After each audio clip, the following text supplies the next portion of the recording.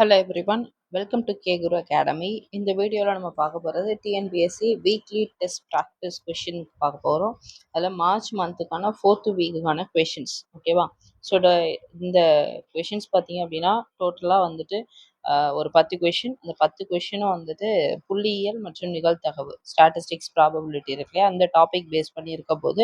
And இதுக்கான answer பார்த்தீங்க அப்படின்னா இந்த வீடியோ முடிஞ்சதுக்கப்புறம் உங்களுக்கு ஷோ ஆகும். அதை கிளிக் பண்ணி என்ன பண்ணிக்கோங்க, இந்த ஆன்சர்ஸ் வந்து பார்த்துக்கோங்க. ஓகேவா? ஒரு 10 கொஷினுக்கான டீட்டெயில் ஆன்சர் வந்து கொடுத்துருக்கேன். அண்ட் ஒவ்வொரு சம்மும் வெவ்வேறு மெத்தடில் எப்படி சால்வ் பண்ணலாம் அப்படிங்கிறதுமே நான் உங்களுக்கு அதில் வந்து கொடுத்துருக்கேன். ஓகேவா?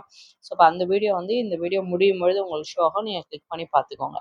அண்ட் டிஸ்கிரிப்ஷன்லேயே வேணால் லிங்க் ஆட் பண்ணுறேன். ஓகே, சரி. இப்போ ஃபர்ஸ்ட் கொஷின் பாருங்கள். இரு எண்களினுடைய சராசரி 20, அவற்றுள் ஒரு எண் 24, மற்றொரு எண் என்ன? அடுத்த கொஷின். 6 தரவுகளினுடைய சராசரி 45. ஒவ்வொரு தரவுகளுடன் 4ஐ கூட்டினால் கிடைக்கக்கூடிய சராசரியை காண்க. Third question. ஒரு குடும்பத்தில் உள்ள 4 நபர்களின் எடைகளின் சராசரி, அதாவது 4 பேரோட வெயிட்டோட ஆவரேஜ் வந்து 60 கிலோகிராம். அவர்களில் மூவரின் எடைகள் 56 கிலோகிராம், 68 கிலோகிராம் மற்றும் 72 கிலோகிராம் எனில் 4ஆம் அவரினுடைய எடை என்ன? அதாவது 4th பர்சனோட வெயிட் வந்து என்ன? அடுத்த கொஷின். முதல் 10 இயல் எண்களினுடைய சராசரி என்ன?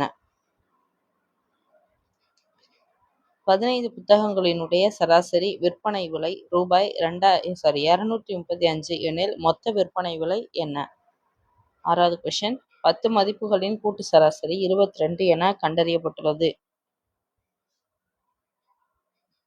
ஸ்பெல்லிங் மிஸ்டேக் இருக்கு.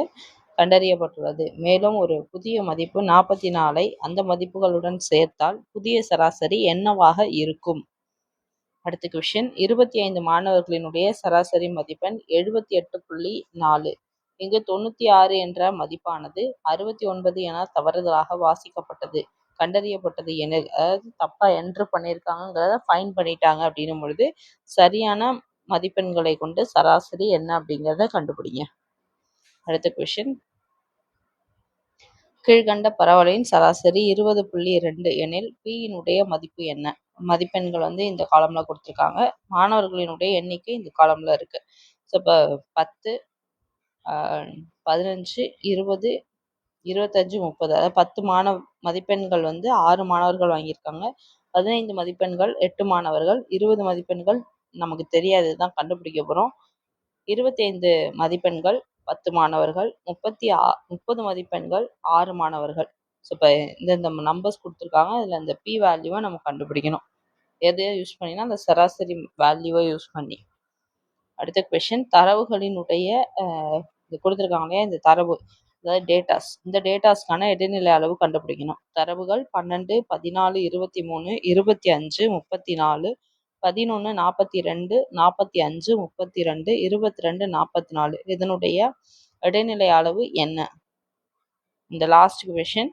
ஒரு இருசக்கர வாகனம் விற்பனை செய்யக்கூடிய கடையில் வாராந்திர விற்பனையானது கடந்த 14 வாரங்களுக்கு கீழே கொடுக்கப்பட்டுள்ளது. அதாவது 14 நம்பர்ஸ் வந்து கீழே கொடுத்துருக்காங்க. இதுக்கான இடைநிலை அளவு இந்த நம்பர்ஸ் என்னன்னா 10, 6, 8, 3, 5, 6, 4, 7, 12, 13, 16, 10, 4, 7. இதுக்கான இடைநிலை அளவு கண்டுபிடிக்கணும். ஓகே ஃப்ரெண்ட்ஸ், இந்த வீடியோ முடியும் பொழுது நான் சொன்ன மாதிரி உங்களுக்கு இந்த 10 கொஷினுக்கான ஆன்சர்ஸ் வெவ்வேறு மெத்தடில் எப்படி சால்வ் பண்ணலாம் அப்படிங்கிறதுக்கான டீட்டெயில் வீடியோ ஷோ ஆகும். நீங்களே இந்த சம்மை ட்ரை பண்ணிவிட்டு ஆன்சர் கரெக்டாக இருக்கான்னு செக் பண்ணிக்கோங்க. இல்லை இந்த சம் போட தெரிலனா அந்த வீடியோ பார்த்து ஃபுல்லாக தெரிஞ்சுக்கோங்க. ஓகே, இந்த வீடியோ யூஸ்ஃபுல்லாக இருந்திருக்கும் நம்புகிறேன். அடுத்து வேறொரு தகவலில் பார்க்கலாம். தேங்க்யூ.